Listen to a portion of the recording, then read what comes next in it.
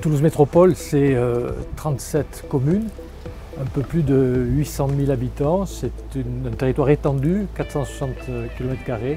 C'est un territoire d'innovation, c'est un territoire de recherche avec une tonalité importante autour de l'industrie de l'aéronautique et de l'espace.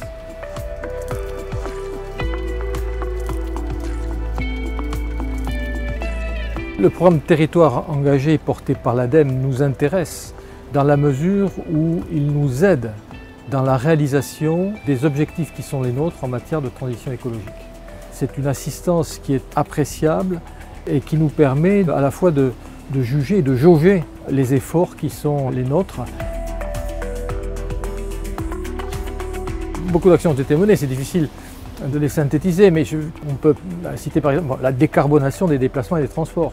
C'est un élément important avec un poids très important sur les transports en commun, avec la création d'une 3e ligne de métro qui est en chantier, qui va nous permettre d'enlever 90 000 véhicules chaque jour et qui va nous permettre d'économiser 60 millions de litres de gasoil chaque année.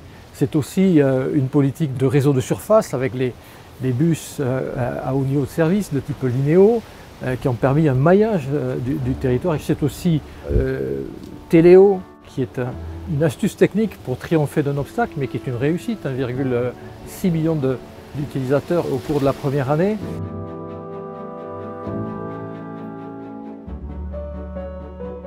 Il y a aussi une réflexion sur l'énergie. Nous sommes trop dépendants encore des énergies fossiles dans cette ville.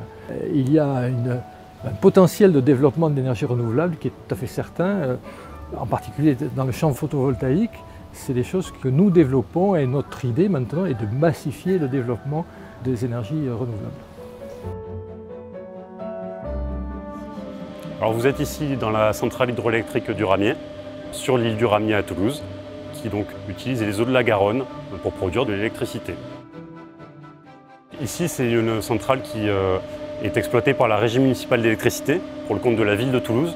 On est sur une concession hydroélectrique d'État, donc ça appartient à l'État, mais c'est la ville de Toulouse qui la gère et qui produit son électricité pour son compte.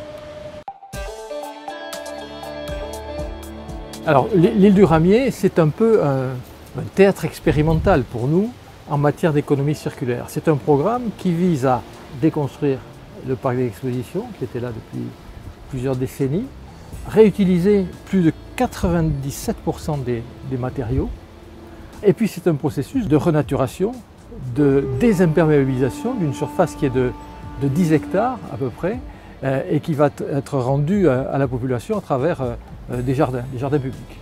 Il nous faut lutter contre les îlots de chaleur et que la végétalisation est probablement le meilleur climatiseur. En matière de transition écologique, il y a un besoin qui est un besoin de technicité que nos services peuvent amener, mais qui est un besoin extrêmement complexe. Et c'est en ça que le fait d'avoir un partenaire extérieur indépendant dont la parole ne peut pas être mise en doute est un élément important. Donc moi je conseille effectivement aux collectivités qui hésitent, je leur conseille de participer à ce programme.